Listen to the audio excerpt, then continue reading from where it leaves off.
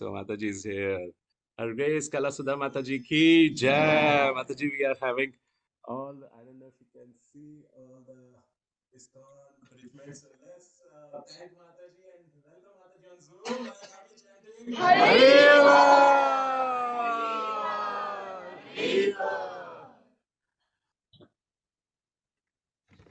Mataji, Hare we are Krishna. truly. Yes, please go ahead, Mataji. Well, Prabhu, I know that, we have very less time, but, it was so much nectarian to hear Adigadadhar Prabhu. So if Adigadadhar Prabhu would like to continue, wonderful too. Mataji, we will all be purified by hearing you. Please. I'm You just have so served satisfied. Srila Guru Maharaj for so many years with so much love. So please, we want to hear from you, Mataji. Hare Krishna. And actually, I would like to say a few words about Mataji. If we get to hear about Mataji, is actually non-different than hearing about Maharaj. Mataji is a very, very senior Vaishnavi in our movement. She got initiated by Maharaj at the age of 15. So when she is just a teenager, and since then she's just dedicatedly, means completely dedicated her life in service of Srila Jayapataka Swami Maharaj, and she's been serving with her wonderful Vaishnava Prabhu, His Grace Advaita Chandra Prabhu in Houston, and actually they are really sharing the Audarya coming from Maharaj in so many wonderful ways, nourishing so many souls all over the world in so many ways. We are truly fortunate, Mataji. Thank you. So, Jai. Please. Prabhu, I just want to say, but actually, just for record, I was initiated when I was 13 and a half. But on paper, we are supposed to write 15 because that time the Jai. Thank you for sharing that nectar. Very well. That's because we were not allowed to, receive initiation, but he actually saved my life by doing that. That's another story altogether. Yes. But again, so much for this opportunity, Divyanam Prabhu, and all the devotees. We are so grateful for you to allow this opportunity to glorify a pure Vaishnava in the association of such sincere Vaishnavas. Thank you so much, Prabhu. Hare Krishna. Om Ajnanatimidandhasya Jnananjanashalakaya Chakshuranmilitam Yena Tasmai Shri Gurave Namaha Vanchakalpatarubhyascha Kripa Sindhubhyeva cha Patitanam Pavanebhyo Vaishnavebhyo Namo Namaha. I'd like to start with this invocation prayer, which is very appropriate for a Vyasa Puja. This is from Srimad Bhagavatam, first canto, first chapter, 22nd verse, where the sages of Naimisharanya are telling Sutta Goswami, Tvamna sandarshito dhatra dushtaram nishtiti shatam kalim sattva haram pumsam karnadhara ivarnavam. We think that we have met your goodness by the will of providence, just so that we may accept you as the captain of the ship for those who desire to cross the difficult ocean of Kali Yuga, which deteriorates all good qualities in a human being. Jai Srimad Bhagavatam ki jai. Vyasa Puja Mahamotsav ki jai. So we heard from His Grace Adigadadhar Prabhu about Guru Tattva, such beautifully narrated, such wonderful nectar about Guru Tattva. So I thought I will share some pastimes with all your blessings and permission, if that's okay. So there's one pastime which is just shows the point that Adigadadhar Prabhu was also saying, that in every moment of his life, Srila Jayapataka Maharaj's life, he tries to always remember and chant the holy names, never deteriorates from that, even for a moment. So right now, as we all know, there's parts of his physical body that is paralyzed. So he actually needs to be under surveillance 24 hours in the day. Even when he's resting, he needs assistance. He needs someone to be with him. So it was one afternoon, and somehow by Mahavara Prabhu's mercy, who is the personal servant of Secretary of Maharaj, and Guru Maharaj himself, Prabhu gets very good opportunity to mercifully, they have allowed him to be in the servant team, and they, he serves in the servant team whenever he's around. So one time, it was in the afternoon, and Srila Jayapataka Maharaj was taking a nap, and after his lunch prasad, and during that time, the devotees are just supposed to stay in the room, not make even a drop of, noise. Even a little bit of noise kind of wakes him. He's got very thin sleep. So a little bit of noise wakes him up. So the devotees are advised they can read, they can do anything else, but not make any sound. So my Prabhu was reading a book, and he was just, sitting there, and suddenly he hears tuck, tuck, tuck sound, as if someone is doing like a click, click, click, click sound. And he was alone in the room with Maharaj at that time. And this was at New Panihati Dham in Atlanta. And he was looking everywhere from, where is the sound coming? Where is the sound coming? And then he just, he was sitting on the floor. He just woke up. He was seeing around in the bed. And then he saw Guru Maharaj's thumb. He had his clicker. And that clicker was going tuck, tuck, tuck. So even in his sleep, he was actually chanting Hare Krishna and counting. He was actually very much in deep sleep, but he was counting. That was something very, very, very amazing. Another time, Prabhu was doing the most intimate service of bathroom seva. So when they're doing the bathroom seva, at that time, when they're giving Abhishek, these servants are so fortunate that they get to bathe the physical lotus body of Srila Jayapataka Maharaj. Every day they get to bathe him, do Abhishek to him. So when they were doing that, the servants are advised that they need to, of course, take off their kurta and, just pull up their dhoti so that they don't get wet. Their dress doesn't get wet when they're doing that intimate service. So then after his bath, every day, Srila Jayapataka Maharaj would call for me, and we would discuss certain things, and he would also, tell me certain things to do in regards to his cooking, or he would take Giriraj's Shila's dot on his head, which I have Giriraj Shila. So, it's a magical Shila that I have, that is Giriraj Shila, on which Krishna put his lotus feet. So it's magic because if we just put little water, black dye comes out, and you put that. It was given to us by a Brajbasi. Actually, my Prabhu is from Vrindavan, and so one of his Chachajis, he is the Sevite of Nidhuvan, and when he saw me first time, he gave this as my Mudikai. I got Giriraj Shila, and it's black in color, and if you just put water, it gives a black dye, and you put on your head, so it takes away all evil, drishti. So Jayapataka Maharaj, every day when I'm with him, he always makes sure after his bath, he calls, Kalasudha, bring Giriraj, and he shouts, and I run with Giriraj to him, and then he adorns his forehead with Giriraj's tilak. So then when almost everyone was there, my Prabhu was also there in the room when I went inside. And Maharaj told me in Bengali, because there were other servants also.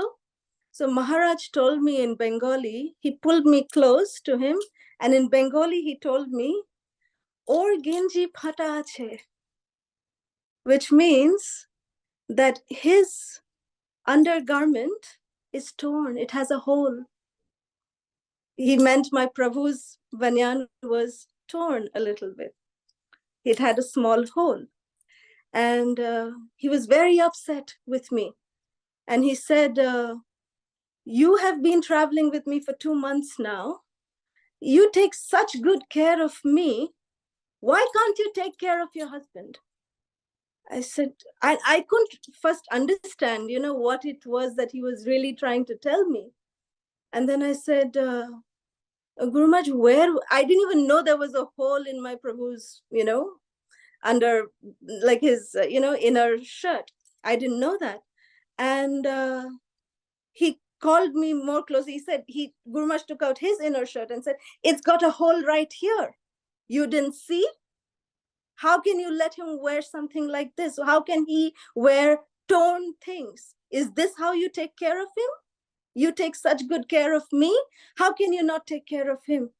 And I said, yes, Guru Maharaj, it is my fault. It is my fault. I'm very sorry. Please forgive me, Guru Maharaj.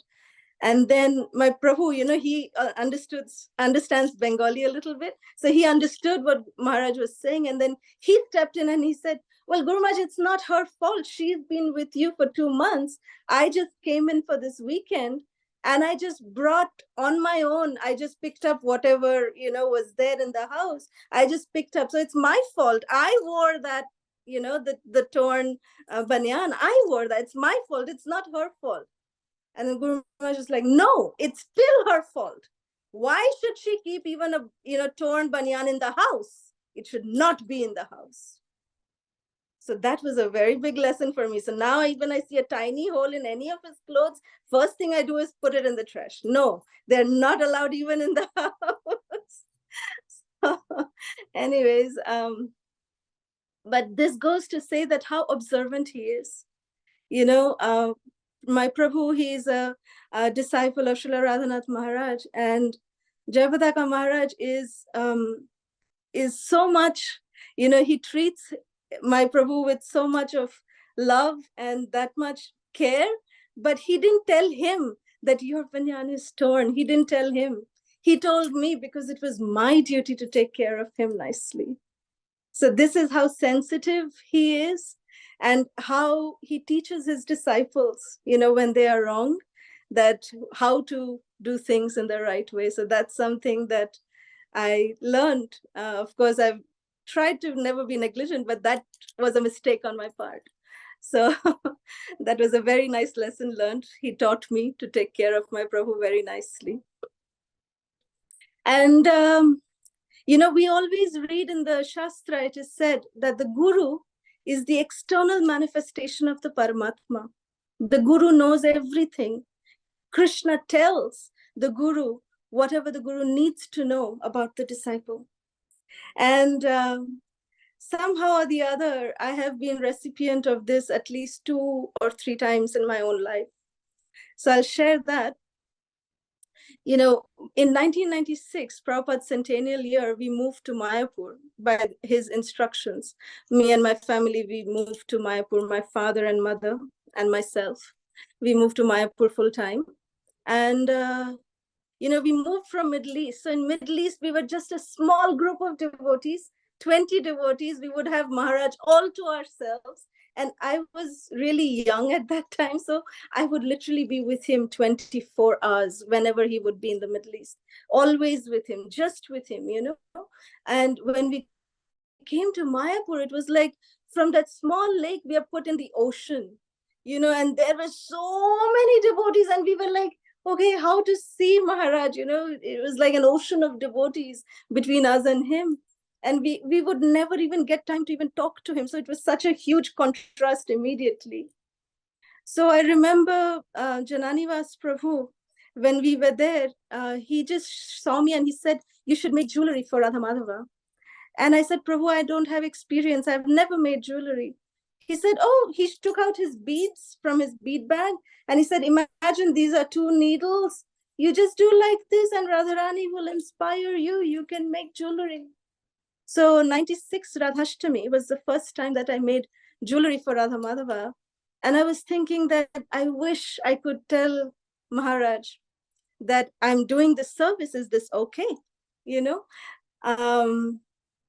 So Radhashtami is his sannyas anniversary also.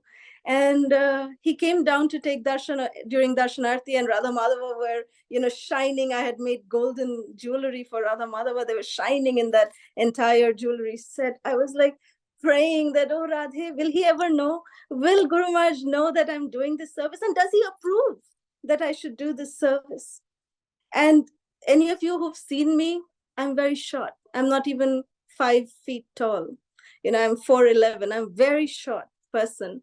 And my Guru Maharaj, he's almost like 6'2". He's 6'2", very, very tall. So, and amongst the ocean of devotees, I would anyways get lost. No one can see me. I would just get stampeded by devotees. So I was standing in one corner of, behind a pillar along with my mother. I was standing. And suddenly when the Guru Puja was going on, everyone was doing parikrama after the deity darshan. So suddenly, next to me, Guru Maharaj came out. He gave me this chadar. He just put it on me. And then he said, this is his maha. He just put it on me. And he said, Srimati Radharani, she loves the jewelry. So continue that service. He just said this and he left. It was amazing. I went and I ran to Jananiwas Prabhu. I said, did you tell him that I made this jewelry? And he said, no, I didn't even tell him anything. So then later, many years later, I had asked him that, Guru Maharaj, how did you know? He said, Srimati Radharani told me. They give me reports. They give me reports of who is doing what in the dham. So they told me. So it is something amazing.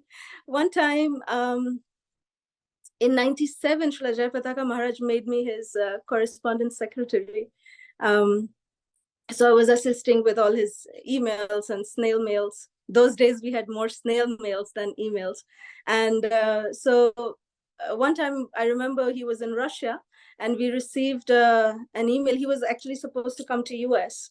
It was the summertime. And, because in Russia it was so cold that it was, he caught on a very bad fever, pneumonia kind of fever. And he had to cancel his US trip and he had to cut his trip short and he had to fly back to Mayapur. So he wrote in an email to us at the JPS office. He said that I'm having to cut my trip short and I'm coming back to Mayapur just to recover. So he came to Mayapur and I felt so bad. When I read that email from him, I felt so bad. I immediately went to Nrsingadev in the temple. And then I prayed to Lord Nrsingadev. The Nrsingadev, it may not be even worth it, but I'm still making this prayer to you that it was around 11:15, 11:20 in the afternoon.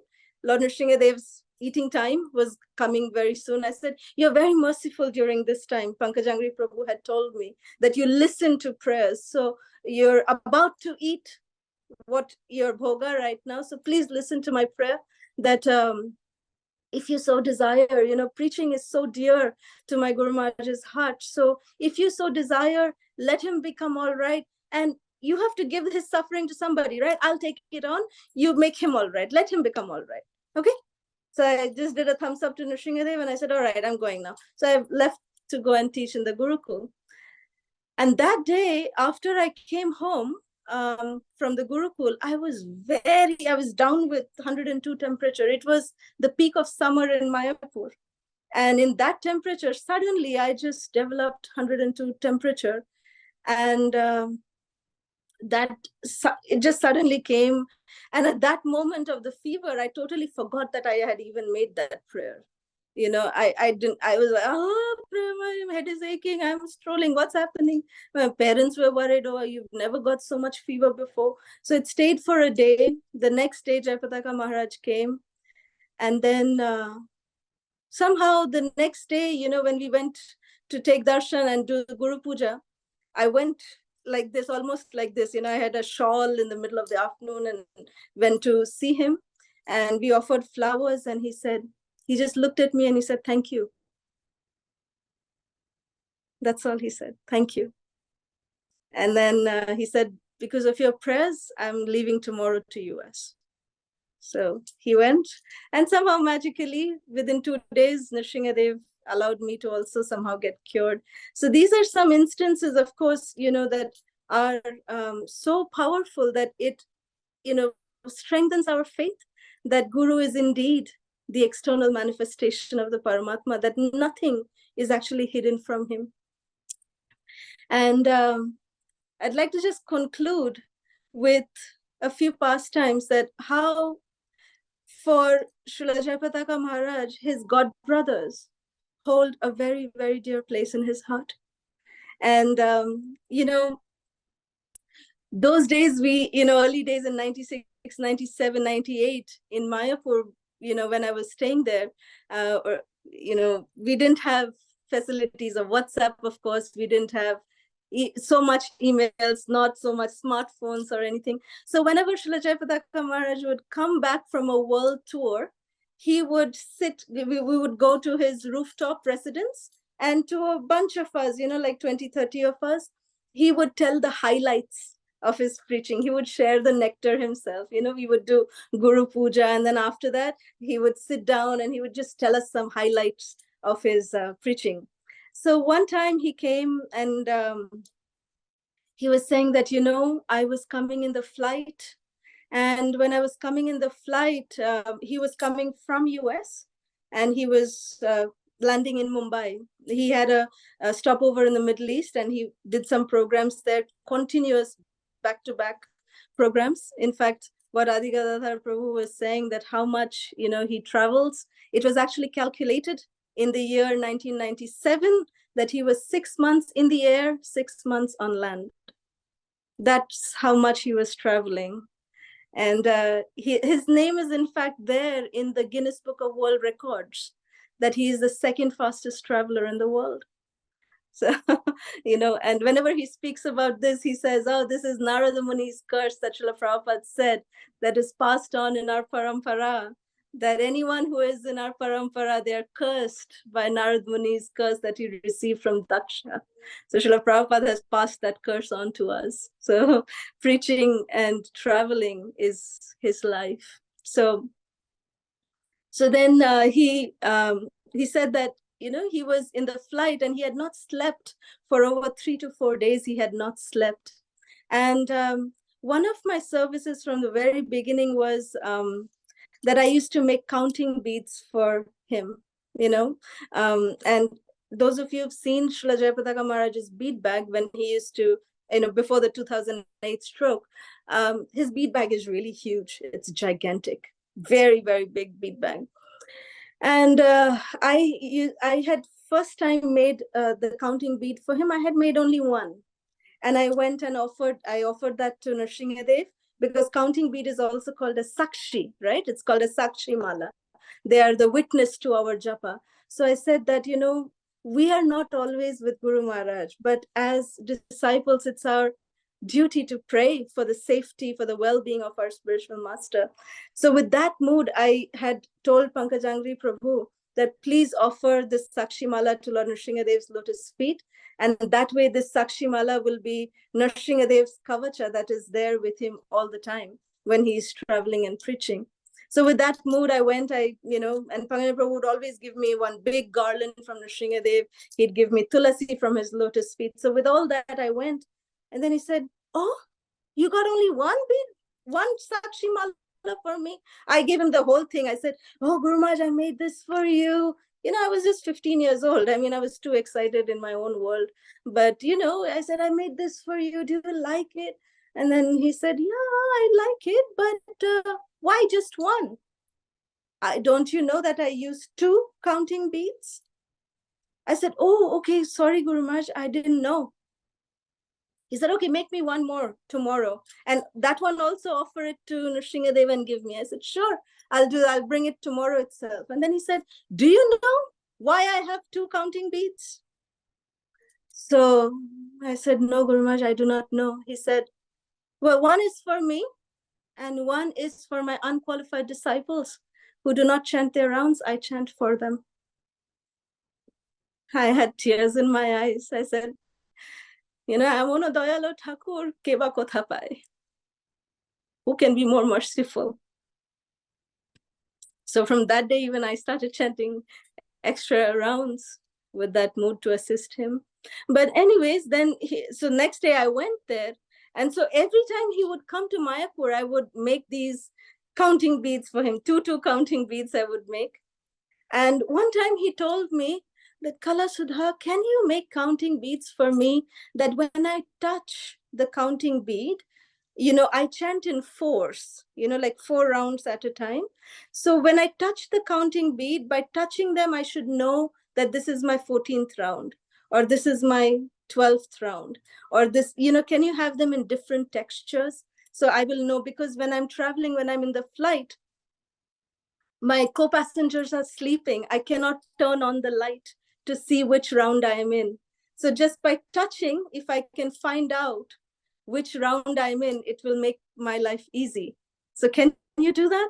I said, sure, Guru Maharaj, whatever you say. So I would take so much effort. And those days in Mayapur, Navadvip, it would be very, very difficult to find, different, quality of beads to put in one counting bead. So I would, go through that extra thing to do that every time. So he would love those counting beads, and he would travel with them all the time. So he said that, when he was telling us, he said, even in the flight, I didn't sleep because I was chanting and catching up all my extra rounds and everything. So it had been almost 4 to 5 days when he landed at Radhanath Bihariji in Juhu after his, storm wind of a travel. And he was so tired in the night that he slept. He's telling us in the highlights, he's telling us that I slept in the Juhu guest house, I slept. And I was thinking that I might not be able to wake up for Mangal Arti today. He had slept around 1:30. He had slept in the night, and he said, I might not be able to wake up. But then he said, I was woken up. I could not stay in my bed. You know why? He asked all of us. His facial expression was bright and he was glowing. And he just said, do you know why I was not able to stay in my bed? Because I heard my dear God brother Lokanath Swami singing for Radha Ras Bihari. He was singing Samsara Dava. And hearing that first verse, I just couldn't stay in bed.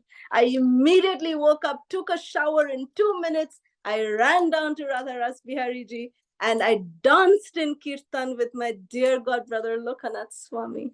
I just could not stay in bed. So his transcendental voice woke me up.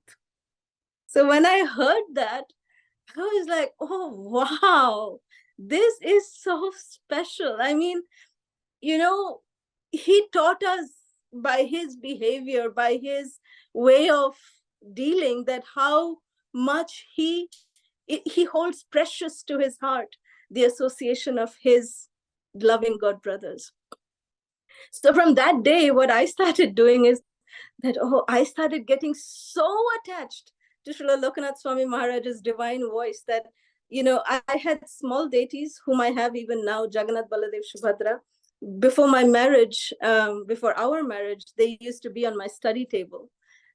So I used to just wake them up, just by me singing crazily. But then from that day, when I heard him say that, from that day, I started playing Srila Lokanath Maharaj's kirtans to wake my deities up. That I said, Maharaj, I want to wake up to your divine voice every day. And then from that year, somehow or the other, Srila Lokanath Maharaj and Srila Radharaman Prabhu, at that time, who is Maharaj now, they started engaging me in the Navadvip Mandal Parikrama. So I started developing such close association with the Guru Vargas that I started feeling so blessed. And so this was the exposure that Srila Jayapataka Maharaj gave to us, how to deal with, our Guru Vargas, because how we see our Guru, respecting and dealing with his God brothers gives us an insight on how we should also deal with our own, nephews, our own cousins, and, our God brothers, God sisters, cousins, everyone. This is Srila Prabhupada's family. I remember one time in Mayapur, we had gone during the Gaur Purnima time. That time, Srila Jayapataka Maharaj, he turns to be the best host, because everyone he meets, he says, welcome home. This is your home. Mayapur is the home of all the Vaishnavas. So welcome home to Sri Mayapur Dham. And he invites his godbrothers to have prasad with him. So me and Prabhu, we had just gone to see him. And the next day we were going for a preaching program. And Jayapataka Maharaj told Prabhu that, Radhanath Maharaj is here. After a long time, he's here. Could you do me a favor? I've been trying this for a long time, but could you do me a favor that can you go and invite Radhanath Maharaj to come and take prasad with me? Tomorrow, I want it tomorrow. And then Prabhu said, sure, Guru Maharaj, we'll cancel our preaching program. Service to you is first. So we were supposed to go to some, remote area for preaching. So he said, no problem, Guru Maharaj, we'll postpone that. So we'll come to, take care of this first. So Radhanath Maharaj and Guru Maharaj told, Jayapataka Maharaj said, find out what his diet restrictions are, and Kalasudha will cook for me. She should cook in the same way for Radhanath Maharaj also, and invite Niranjan Maharaj too, because Radhanath Maharaj and Niranjan Maharaj are very close friends. So invite both of them. So then Prabhu was serving Radhanath Maharaj as well in the Dham. So, along with, he went and we went and we invited Radhanath Maharaj to come. And Radhanath Maharaj, as soon as he heard the invitation coming from Jayapataka Maharaj, he said, I'm coming. I will cancel all my programs and I'll come for lunch. So then Prabhu said, but Guru Maharaj, please tell us what, would be your diet restrictions. So, I knew what diet Guru Maharaj follows. But then Radhanath Maharaj looked at me and said, don't cook special for me tomorrow. I don't want you to cook special for me. Whatever you cook for Jayapataka Maharaj, I will honor that. And Niranjan Maharaj, he actually has a very strict vegan diet. So Niranjan Maharaj, he told me that, yeah, I'll take the vegan, just the paneer things, don't give me, but I'll take vegan, but everything else, I will take whatever Jayapataka Maharaj takes. So just then, we were cooking, me, my mother, we were cooking, and then Prabhu and all the other servants, when both Maharajas came over to the rooftop, we started serving them, all three of them. And then in the end, we had organized some gifts that Maharaj can give to both his godbrothers, Srila Prabhupada's Pavitram, Nrsimha Pavitram, Prabhupada's bead bags, and things like that. So we offered, and he was offering that to both Maharajas. It was fantastic to see these loving reciprocations. I feel as second generation in our society today, we are the grand disciples of Srila Prabhupada. So this is our legacy, that what we did not have the opportunity to see Srila Prabhupada, but we are very, very fortunate that we are seeing how the disciples of Srila Prabhupada, how they are interacting with each other. And that's the legacy that we can pass on to our coming generation of devotees. And that is the legacy of Srila Prabhupada. So on this day, we pray to our Guru Vargas that just the way that, how they have such, so much of love, so much of respect, so much of trust, so much of faith amongst each other. Maybe try to imbibe even 1% of that. If we can imbibe that, then we'll be able to take this society forward. That is Srila Prabhupada's legacy. Srila Prabhupada said, devotees are most important. It doesn't matter about projects, doesn't matter about anything else.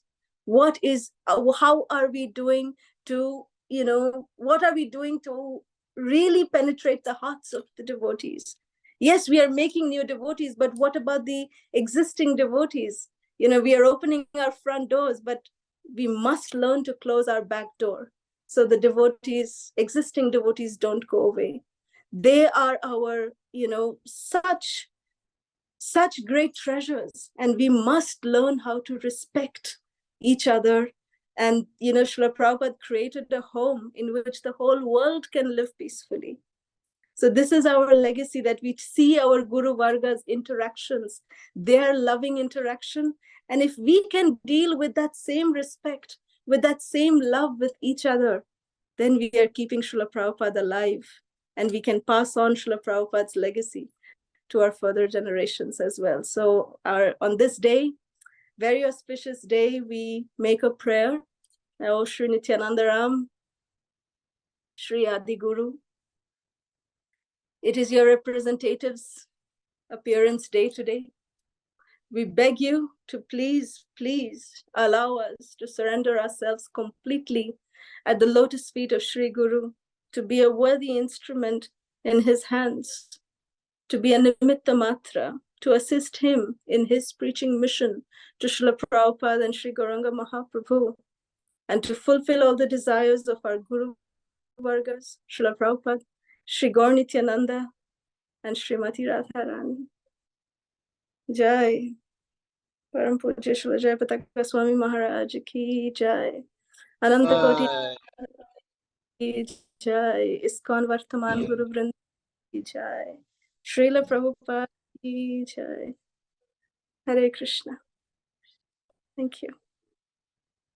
Her Grace Kalasudha Mataji ki Jai. Vaishnava Oh my Vrinda ki Jai. It was, we know that it was just a drop of the nectar you hold, Mataji, in your heart. And it was so nourishing, so pleasing to hearts. And it's such a good fortune to hear from you and His Grace Adigadadar Prabhu on this most auspicious day. This is the Sartakta of a Vyas Puja celebration. You know, all the so many devotees, whole congregation is just so happy and satisfied, and you can hear from them. So let us very we can turn on the lights. Hari.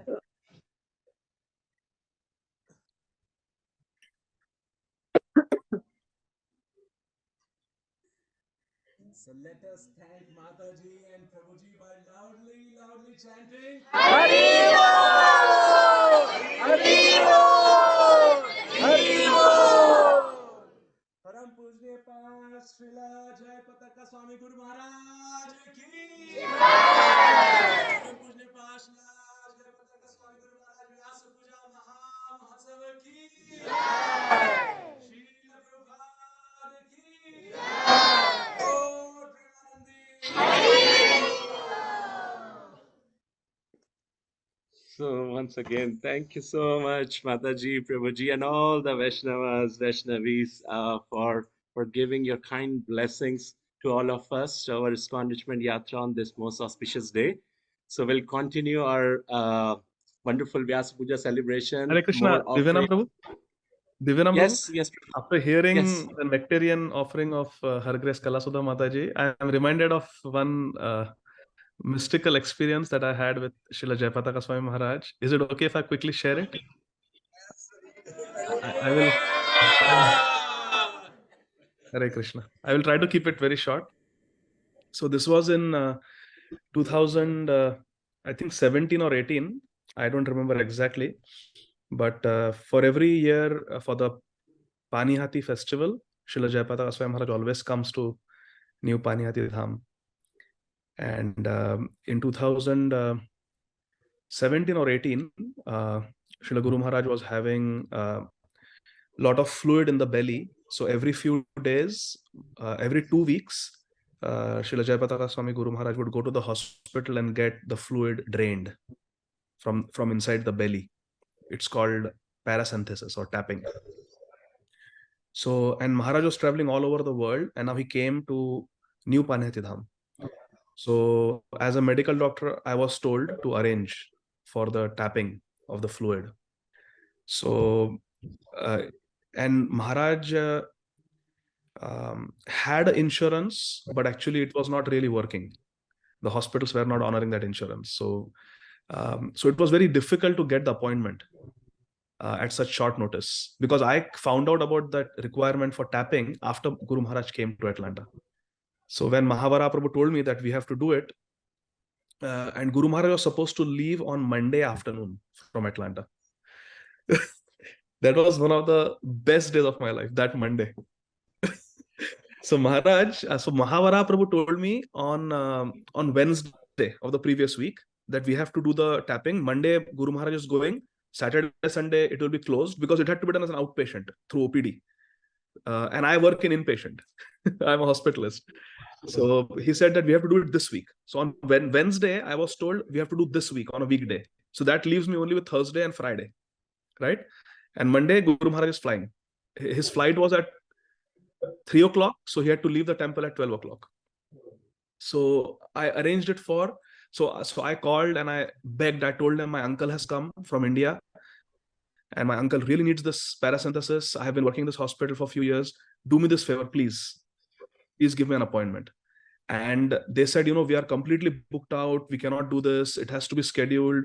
I begged them. I said, please do this. Otherwise, he will have to go to the ER and, get hospitalized and all that. I don't want that. He's very, his health is very compromised. He's a stroke survivor.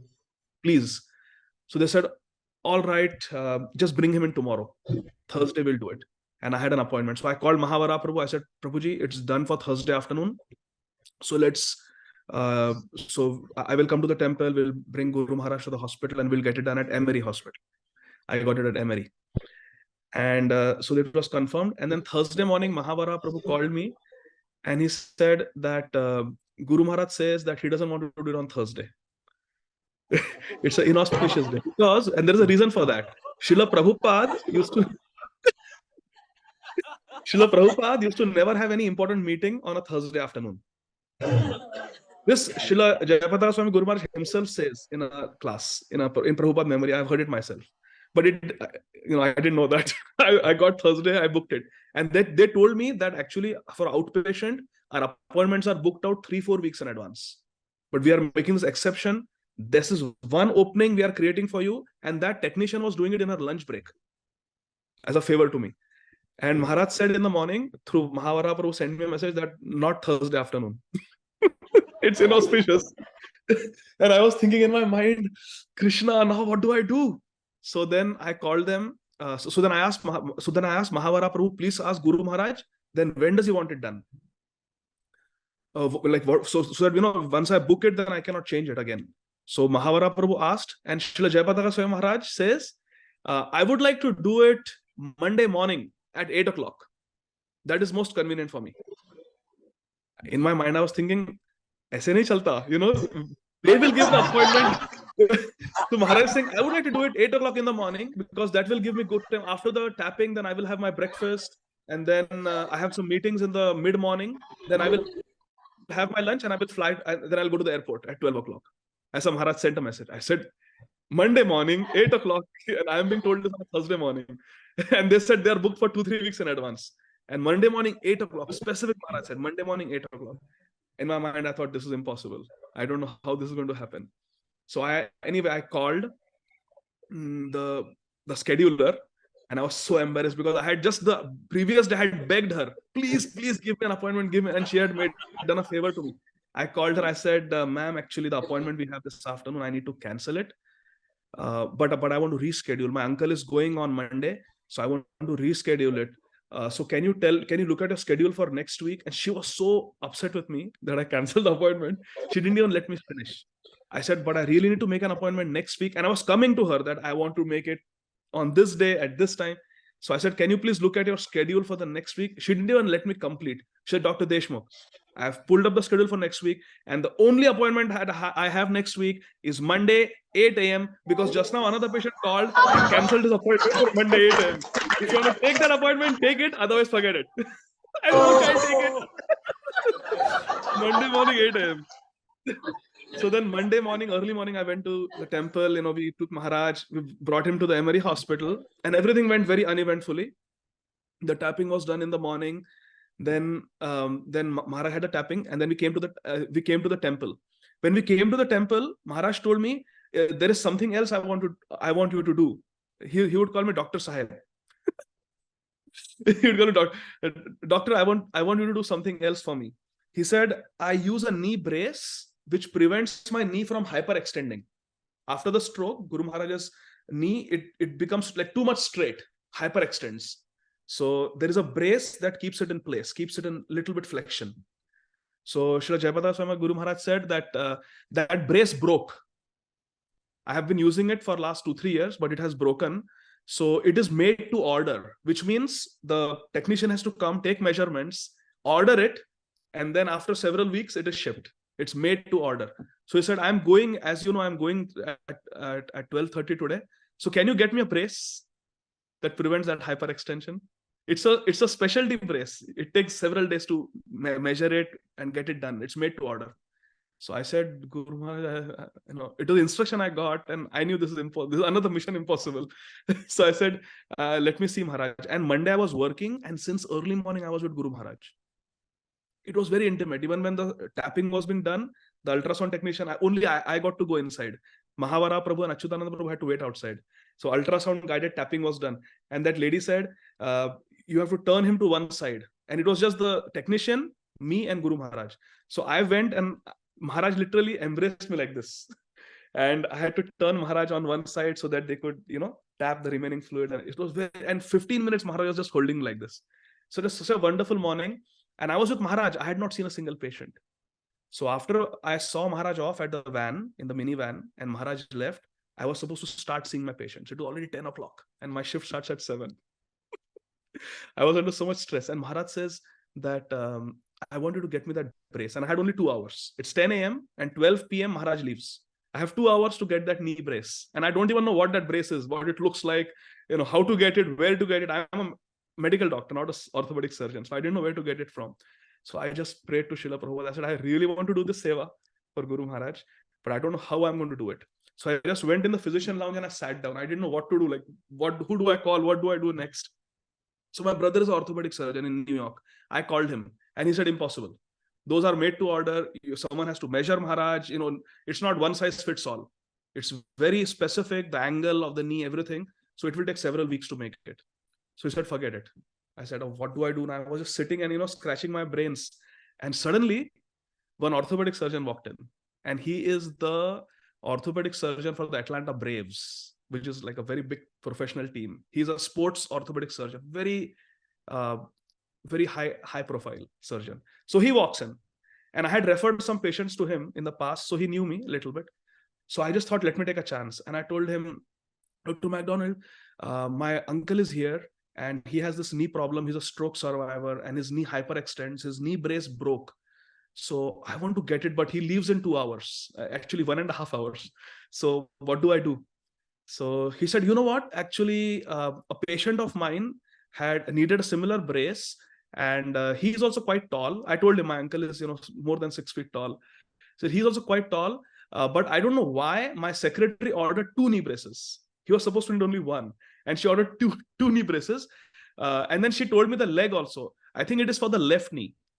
And that's the exact knee that Maharaj wanted it for.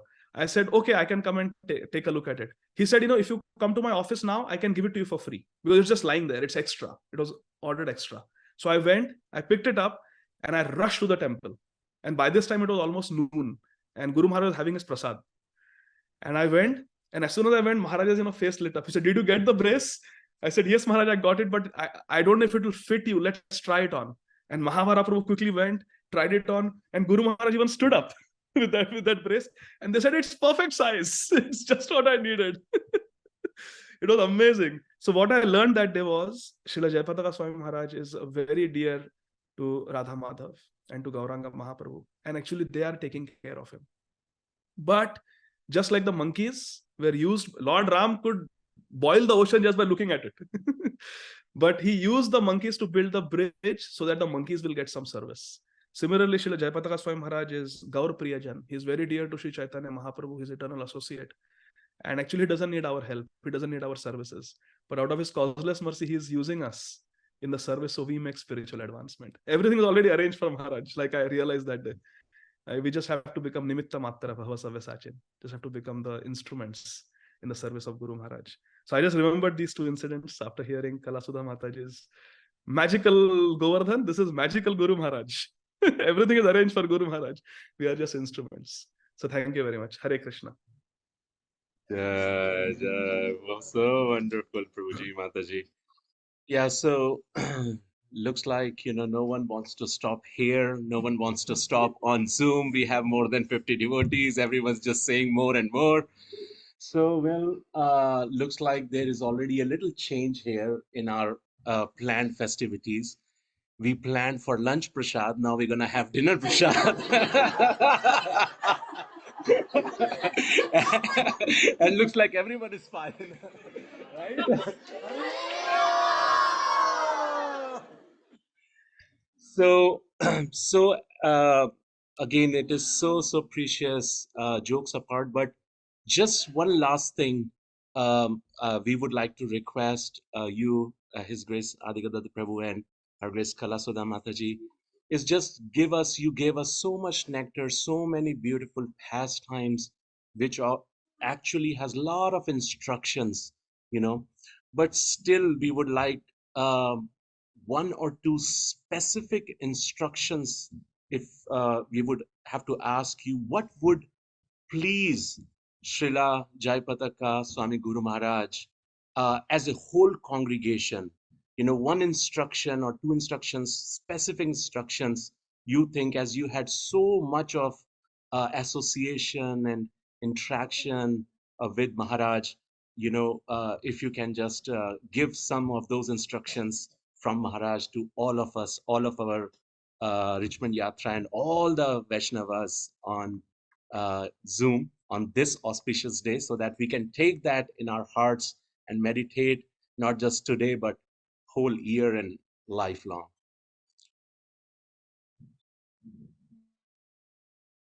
Mataji, your service to Srila Jayapataka Swami Guru Maharaj is like an ocean, and mine is not even a drop. So why don't you go ahead, then I will speak after you. No, Prabhu, I request you. I'm that, not even a squirrel. Please, go ahead, please. Hare Krishna. Actually, in, I think it was 2017 or 15, 16 or 17, one of those years before this incident happened, the one I just narrated, a year or two before this, Srila Jayapataka Swami Guru Maharaj was in New Paniyati Dham, as usual. It was Paniyati festival, and Her Grace Kalasudha Mataji was there also with him, as usual, cooking for him, serving him. His Grace Advaita Prabhu was there, Mahavara Prabhu was there, Achyutananda Prabhu was there. And Guru Maharaj was conducting many meetings, because just before the Paniyati festival, it is very intense. A lot of work to be done. And only Srila Jayapataka Swami Maharaj knows those recipes that Srila Radhanath Das Goswami made for Sri Nityananda Prabhu. It is a science in itself. Maharaj has so many recipes that Radhanath Das Goswami made for Nityananda Prabhu and the associates at Paniyati. And Kalasudha Mataji knows all about that. There are different pots, there are salty ones, spicy ones, sweet ones, very sweet one. So Maharaj was giving all those recipes to Kalasudha Mataji. And after that, there was going to be a disciples meet. And I really wanted to attend the disciples meet, because in my heart, I consider Srila Jayapataka Swami Maharaj as my esteemed Shiksha Guru. And he is, what to speak of my Shiksha, he is the Shiksha Guru for my Guru Maharaj. But I really wanted to attend that disciples meet. I don't know why, but I really wanted to attend. So I called up and I asked one devotee who is very close to Srila Jayapataka Swami Maharaj at that time, can I please attend that meeting? And he said that, Prabhu, see, if we allow you, then we have to allow everybody. It's only a disciples meet. So sorry. And I got so upset at my misfortune, upset at myself. So I just went in front of Srila Prabhupada and my Guru Maharaj, and I prayed to Srila Radhanath Swami Maharaj and Srila Prabhupada that you don't come to Atlanta. My Guru Maharaj never comes to Atlanta. Only once he came in 2009, that also to be with Srila Jayapataka Swami Maharaj. I said, you never come, Guru Maharaj. And now Srila Jayapataka Swami Maharaj is coming, and I'm not getting to serve him also. This is not fair. I complained to my Guru Maharaj. And I remember, and then I just laid down in bed. And suddenly I got a call from Mahavara Prabhu. And he said that, Prabhuji, Srila Jayapataka Swami Maharaj has got a boil on his toe, and I think it is infected. So can you come and take a look at it? I said, Prabhuji, when do you want me to come and take a look? He said, can you come now? It was 10 p.m. 10 p.m. at night. He said, can you come now? I said, sure. And temple is around 35-40 minutes drive from our house. I just put on, clothes, Vaishnav clothes, tilak. I took my medical kit, thinking that it's an abscess. I took my incision and drainage kit, local anesthesia, and I rushed to the temple. And there Maharaj was still sitting in the self-discovery building on the ground floor where Maharaj usually stays. And he was talking to Kalasudha Mataji, and all those recipes, so many discussions were going on. Vedas Prabhu was there. And suddenly I go there and I was ushered in because I had come to see Guru Maharaj, and I was allowed to sit at his lotus feet. And then Maharaj even showed me his lotus feet, and I examined, and it was a small abscess near his big toe. So they asked me what is to be done. I said, this has to be lanced, it has to be cut, and the pus has to be removed. So then Guru Maharaj asked me, amidst all those meetings and everything, he looked at me, he said, so how are you going to do it?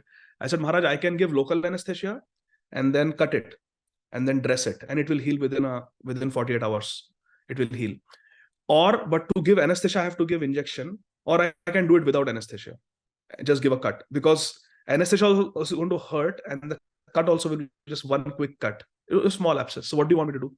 He said, just do it without anesthesia. I said, Guru Maharaj, it won't hurt now. He said, no, it won't hurt. You do. So then Maharaj is talking. He's not even bothered. He's talking, giving instructions, giving recipes. And I'm sitting at Maharaj's lotus feet, hearing all that nectar, and also getting to do personal seva. So I took a alcohol swab. I cleaned the area. I took the knife, and I looked at Maharaj, and I just prayed that hope it doesn't hurt, Maharaj. And I pierced the scalpel into the abscess and lanced. As soon as I pierced, Maharaj shouted, ah! And I was so scared. I looked at Maharaj. Maharaj looked at me. Maharaj laughed. He was joking. Maharaj, he pulled a quick one on me. He was just joking. And then I cleaned it up, and Maharaj said, it didn't hurt, don't worry, I was just messing with you. So then I cleaned it, washed it, put a dressing. And then the disciples meeting started in the back of the temple. And I also got to go with Maharaj. I was already there in the entourage, so I went. And there Maharaj gave some instructions which are very relevant to all of us. Devanam Prabhu said, can you give some instructions that you have heard from Guru Maharaj that will benefit and that will please Guru Maharaj? So this brings us to the point. So then we went to the disciples meet. I was there in the disciples meet. And there Srila Jayapataka Swami Maharaj said something that I will never forget for the rest of my life. It was very, very instructive. Srila Jayapataka Swami Guru Maharaj said, there was one Mataji who had just delivered, and in her arms she was holding the newborn baby. And she asked, so disciples meet was all about disciples asking questions. So this Mataji asked a question. She said, Guru Maharaj, pregnancy is tough. There is nausea, vomiting, energy level is low, and now I have a baby. The baby doesn't sleep at night. I have to feed the baby, clean the baby. I'm not able to chant my 16 rounds. So what do I do? It was very brave of that Mataji to ask this question in public in a disciples meet. So I really compliment that Mataji for asking this question. And Srila Jayapataka Swami Maharaj became very grave. Now please listen, dear devotees. Srila Jayapataka Swami Maharaj said, Srila Prabhupada has told me personally that if anyone chants 16 rounds every day nicely, sincerely, 16 rounds every day, and follows the 4 regulative principles, no meat eating, no intoxication, no illicit sex, and no gambling, and just continue serving in ISKCON in whatever way, whatever capacity. In Prabhupada's ISKCON, we continue to serve, chant 16 rounds, and follow the 4 regulative principles. Srila Jayapataka Swami Guru Maharaj said, I have heard this from his lotus mouth with my own ears. Srila Jayapataka Swami Maharaj says, Srila Prabhupada has promised me he will take that devotee back home, back to Godhead in this lifetime. It is guaranteed. If someone serves in ISKCON in whatever capacity it is, whatever service it is, chant 16 rounds sincerely every single day and follows the 4 regulative principles, bas. Srila Prabhupada said, I will take that devotee back home, back to Godhead in this lifetime.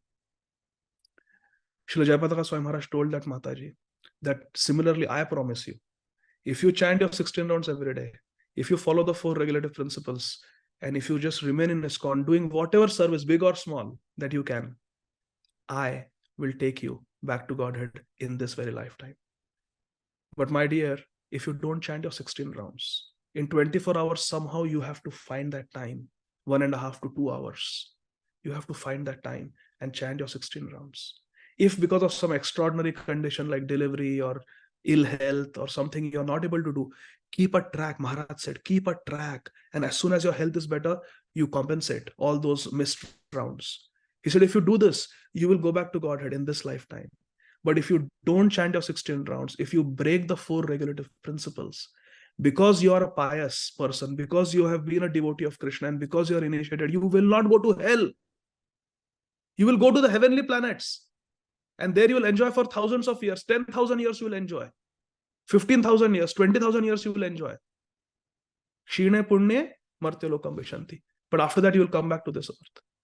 And then Srila Jayapataka Maharaj, with tears in his eyes, Guru Maharaj said, but after 10,000 years there will be no ISKCON.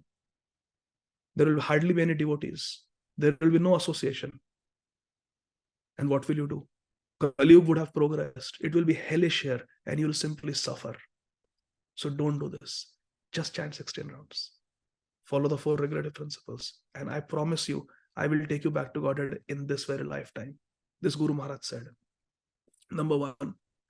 So this is the instruction of Guru Maharaj to us. Nothing heroic, nothing extraordinary. We just have to serve in Srila Prabhupada's ISKCON. Never leave ISKCON. Serve in ISKCON in whatever capacity we can, big or small. Follow the 4 regulative principles and chant 16 rounds sincerely every single day. Nothing else. And then what will please, so this is the instruction of Srila Jayapataka Swami Maharaj, and this is what will please him.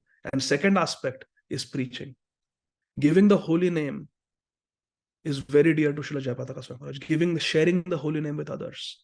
Srila Jayapataka Swami Maharaj personally instructed me. He said, you are a doctor and you should serve Prabhupada through your profession. With folded hands, I asked Maharaj, how can I serve Prabhupada through my profession? Srila Jayapataka Swami Maharaj said that you somehow or the other get your patients who know nothing about Gauranga Mahaprabhu and Nityananda Prabhu to chant their holy names. And if you are sincere, then Srila Prabhupada will inspire you how more to serve. So I said, how can I give them the name? Srila Jayapataka Swami Maharaj personally instructed me. He said, remember when you admitted into the hospital, you were doing all these tests. So there is a test, knee elbow test, finger nose test. So Maharaj said, instead of that, you tell them to do, point towards their knee and point towards their thigh. Knee, thigh, knee, thigh, knee, thigh. And then point towards the knee and point towards their heart. Knee, my, knee, my, knee, my. In this way, they will get the Sukrati of chanting the names of Gaur Nitai. Because Maharaj said, chanting the name of Radharani, chanting the name of Krishna, Krishna nama kare aparadhira vichar. There is a consideration of the 10 offenses against the holy name. One of them is if you maintain material attachments. That is so difficult to give up. So it is nama aparad. But Gauranam, Gauradham, Gaura Rupa Gun, aparadha nahi mane, tarite nipun. In Gauranam, there is no consideration of offense, and tarite nipun, very expert in delivering the people. So give them the holy name. Nimai Nitai, you do them. And Maharaj said, if you pray, then you will get more inspiration how to do more. So after that, dear devotees, whenever I do my part of my physical exam, I tell my patients, ni tai, ni mai. And then I got, because of the blessings of Srila Jayapataka Swami Maharaj, I got more inspiration. I also tell them, you clap your hands and like you say, hurry up. Come on, hurry up. Jaldi karo, hurry up. So you say, hari, hari. Hari, hari, hari, hari, hari, hari, hari, hari. So I tell my patients to clap their hand and say, hari, hari. Ni tai, ni mai, ni tai, ni mai, hari, hari, hari, hari, hari, hari. So like that. And so this, through my profession, I'm able to do only because of Param Pujya Srila Jayapataka Swami Maharaj. So I would say 2 things. If we follow the vows of initiation sincerely, and if we preach, this is the expectation that Guru Maharaj has from us, Srila Jayapataka Swami Guru Maharaj has from us, and this is what will please Guru Maharaj. If we follow the principles of initiation, the vows of initiation sincerely, and we give the holy name to others. So that is what I would like to share. Hare Krishna. Sorry, I spoke too long. Got excited. Hare Krishna. Thank you very much, Prabhuji. Mataji, you kindly. Hare Krishna. Jai. Thank you so much, Adigadadhar Prabhu, for those beautiful instructions. Hari Hari. Hari Hari. So Mataji, remember the incision, the abscess on the toe? Hare Krishna. That was, he said, got you.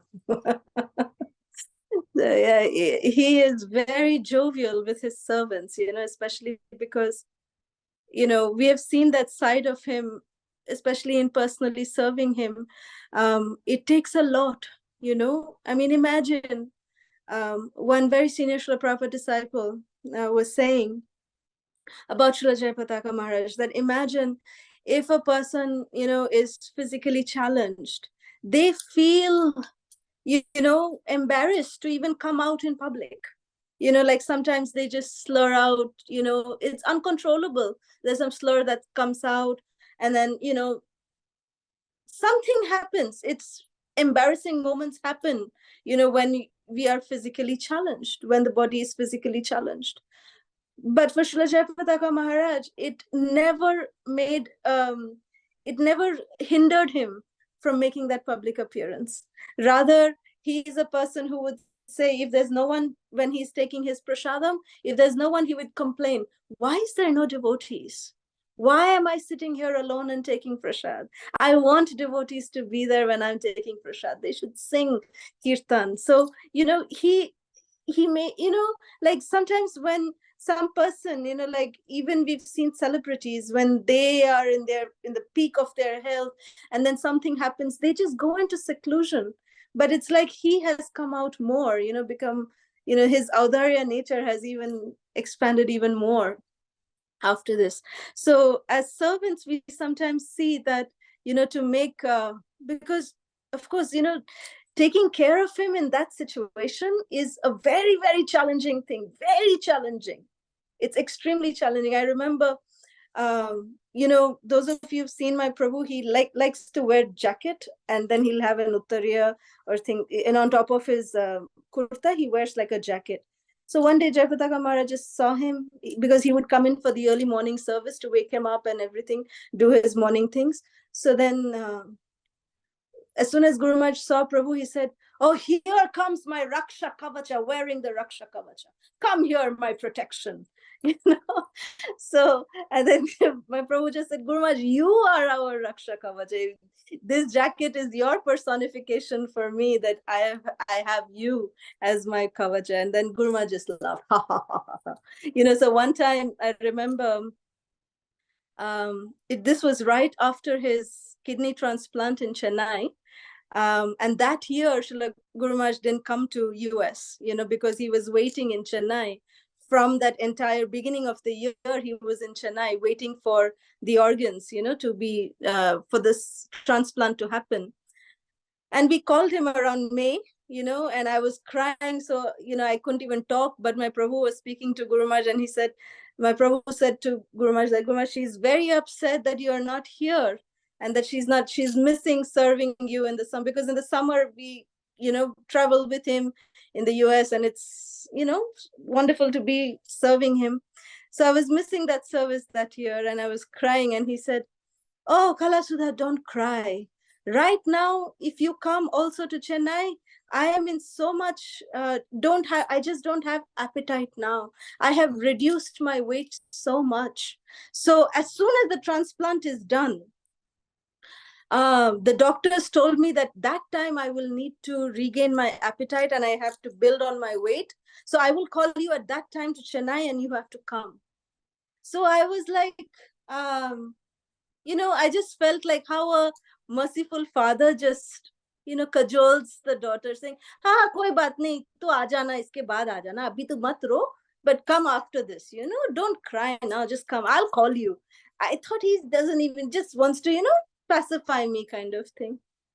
But then as soon as his surgery was done, from the ICU itself, Mahavara Prabhu called my Prabhu and said, Guru Maharaj wants her to come, so please arrange. And I had to undergo several tests. This was before COVID, yes? So I had to undergo several tests, because he was going to be in quarantine. And I had to be with him 24 hours. So I was also not going to be allowed to go out. So I had to undergo like 7-8 tests Mahavara Prabhu had given, that I had to undergo, take, injections and shots and all that, and be prepared so that I can be in his audience, with him, because no one was allowed because of the contamination factor. He was in quarantine. So I remember when I went there, I was Guru Maharaj, that day with Mahavara Prabhu, he stood on the scale and he weighed himself. He said, okay, so your timer starts now.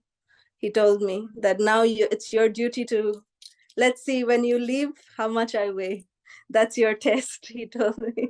So anyways, it was so much amazing. The servants, they were trained to take the sugar and things like that. They used to prick him just before his prasad. They would prick him just to see his the content, or his blood sugar levels and stuff like that. So they pricked him on his finger, little prick, and a little bit blood came out, of course. And then Guru Maharaj just under his breath, he just muttered, vampires, they're sucking my blood. So these boys who were there with Guru Maharaj, this is in Chennai, they are very simple brahmachari boys from Mayapur. And Guru Maharaj knew that I was there, and I heard him, because anything Guru Maharaj says, so Guru Maharaj just under his breath, he said, vampires, sucking my blood, vampires. So then one of the Bengali boys asked me in Bengali, Mataji, every time we take blood, Guru Maharaj says this word. What does this word mean? And then I said, I am from Mayapur, I am a Bengali, but I don't know what vampires can be translated into Bengali. But I said, Prabhu, there is a particular breed of creature that I explained to him in Bengali. I said, there's a creature who sucks blood. They're called as vampires. So Guru Maharaj is calling you all vampires. You're sucking Guru Maharaj's blood. And then when I explained, I explained in front of Guru Maharaj itself, and then Guru Maharaj said, that's right. Today you know what you all have been doing to me. Vampires, each and every one of you. So like this, he would make, he just makes these jokes just to make, imagine, it is painful. The fact is that this is a painful thing that he is undergoing. And what he is saying, when he is saying or when he is saying vampire, whatever he may be saying, it is hurting him. Definitely, it is hurting him. But at the same time, so that we don't feel guilty to do that service, he really encourages us. That is his mercy. I remember when, by the request of Srila Giriraj Maharaj, his dear disciple Madan Mohan Mohini from Pune, all of you might be knowing her, she left her body recently. So Srila Giriraj Maharaj had asked us to arrange for a call with Srila Jayapataka Maharaj when Madan Mohan Mohini was here in the US. So somehow we were fortunate to be instruments to arrange that call. And in that call, Madan Mohan Mohini had asked a question, because she's also undergoing that same kind of, physical difficulty, challenges and things like that. And she asked Jayapataka Maharaj that, Maharaj, what do you do when you are in pain? What do you do? How do you handle it? So Srila Jayapataka Maharaj, first response was, I scream. I scream, I shout when I am in pain. But then I look at my servants, how worried they get for me. So then I just calm down. That's what he said. So when we used to say, I remember this one memory of Srila Prabhupada. One of the Prabhupada disciples said, Srila Prabhupada is coming down a flight of stairs, and Srila Prabhupada's lotus feet slipped, and he just overstepped on one of the things. And one of the disciples of Prabhupada, they just, held Prabhupada down the stairs and said, Srila Prabhupada, watch out. He said like that, Srila Prabhupada, watch out. And the Srila Prabhupada was very calm, and he said, it's my duty to watch out for your spiritual life, and it's your duty to watch out for my body. The same applies when we take care of our Guru Vargas, of our Gurus, that the physical body of the spiritual master is the disciple's responsibility. we have to act in a way that actually is able to give the spiritual master proper sustenance in that body.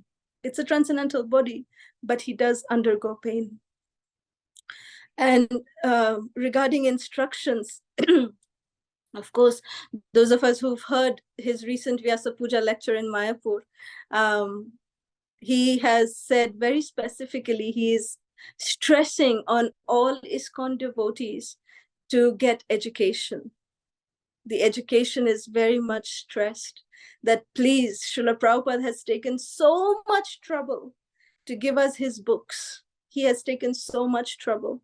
So please, get Bhakti Shastri degree, get your Bhakti Vaibhav degree, get your Bhakti Vedanta degree, and getting that, go and preach. Being, empowered by the parampara, get out and preach.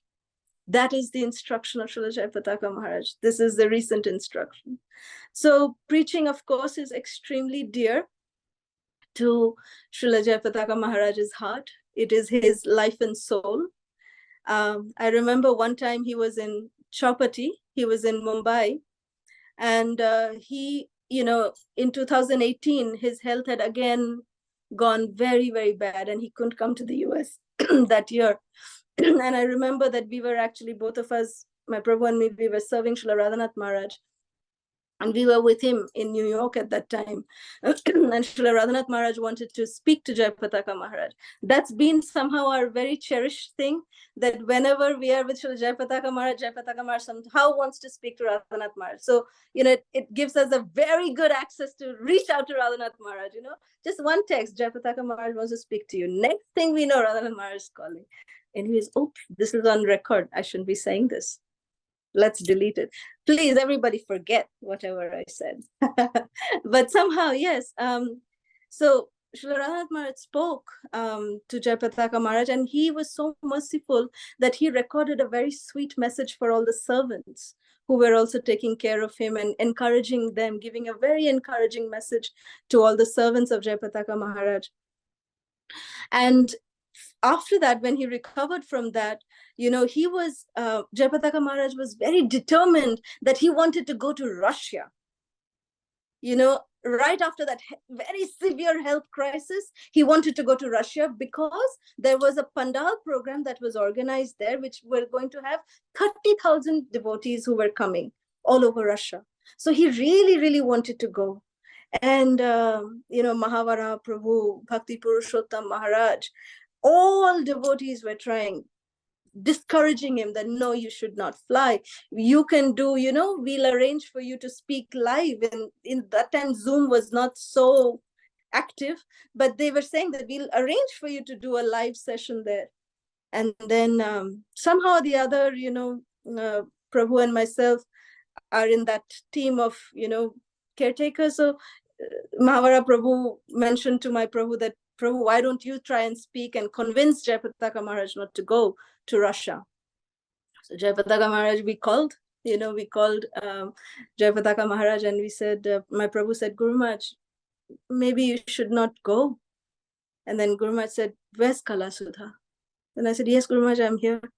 He said, Kalasudha, nobody's understanding that I really fly when I fly. That's all he said. Nobody understands this. I really fly when I fly, and I want to go there. Why is no one understanding? I fly when I fly. So I need to go. But somehow we were able to convince him not to go that time. Nonetheless, preaching is his heart and soul.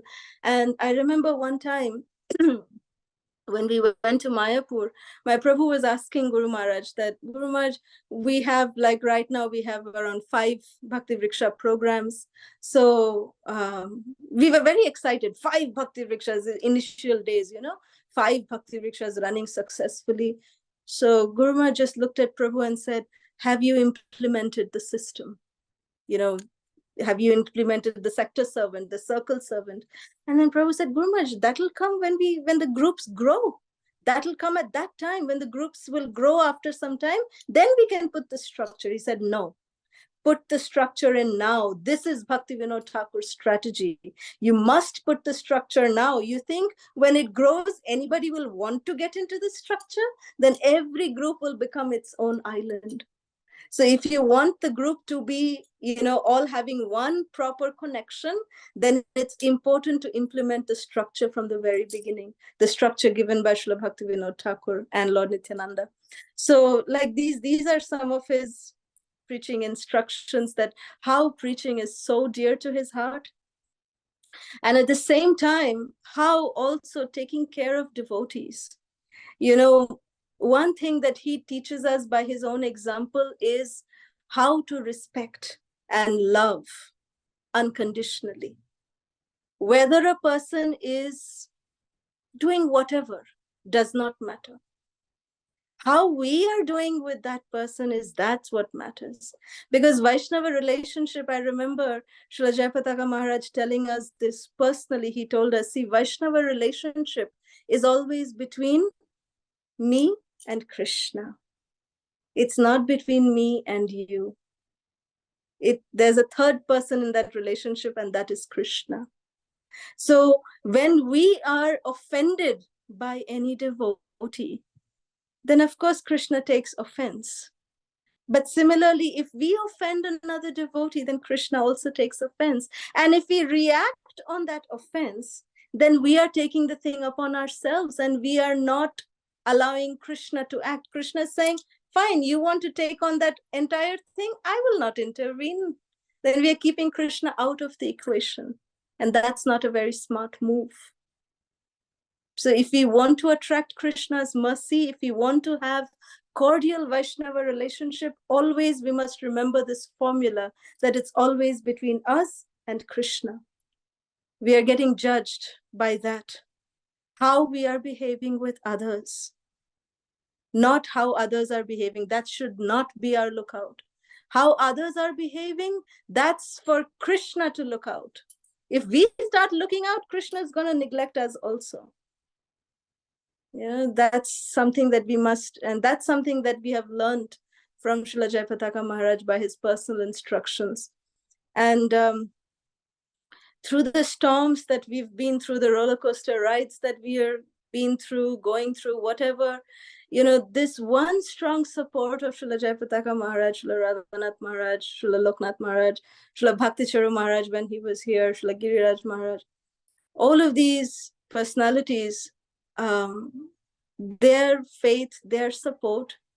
So that makes us feel, let the entire world spit at us, it is okay. But as long as Guru and Krishna know what we are, it is fine.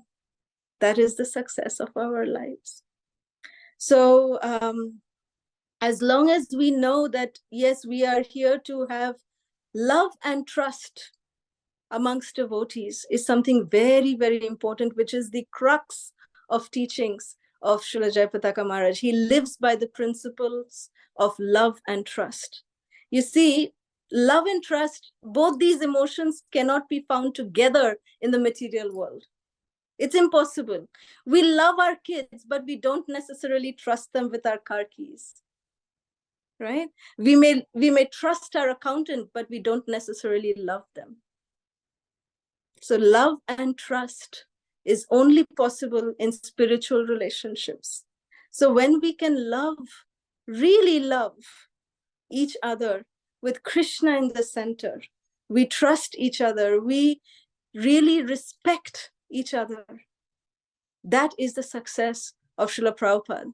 Of his, Srila Niranjan Maharaj told us one time when we were in Mayapur, he told us, I have spent 30 years of my life serving the movement of Srila Prabhupada, but now this pandemic has taught me to serve the mission of Srila Prabhupada. There's a difference. In the movement, there can be so many things that can happen. But in the mission, what is the mission of Srila Prabhupada? That is the mission of Sri Gauranga Mahaprabhu. Jare dakho tare kaho Krishna Upadesh. That is the mission. And if we are able to do that, like Adi Gadadhar Prabhu was saying, just chant 16 rounds, follow the 4 regulative principles, serve in any capacity, in the mission of Srila Prabhupada. Srila Prabhupada is there with us.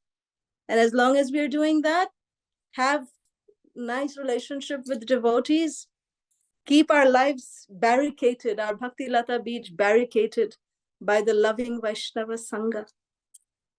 This is the weapon of Lord Chaitanya in Kali Yuga. Sangopangastra Parshadam. This is his astra. So this astra of Vaishnava Sangha should be the one that we must really keep ourselves protected by and sheltered with. So that even outside people, when they see that, yes, we want to join this mission, that yes, we can feel genuinely loved for, we can feel genuinely cared for when we are in this mission of Srila Prabhupada. That pure love of Gauranga Mahaprabhu, which is manifested actually from the tears of Srimati Radharani. For her compassion that she had upon the living entities, Mahaprabhu came for that. Krishna came as Mahaprabhu just to wipe the tears of Radharani. And our purpose of our life should just be to serve that mission of Srimati Radharani, to wipe her tears. Hare Krishna.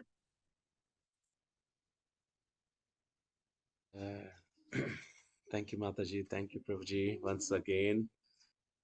Srila Jayapataka Swami Maharaj ki jai, Srila Prabhupada ki jai, Anant Koti Vaishnav Vrinda ki jai, Gaur Premanandi, Hari Hari Bol.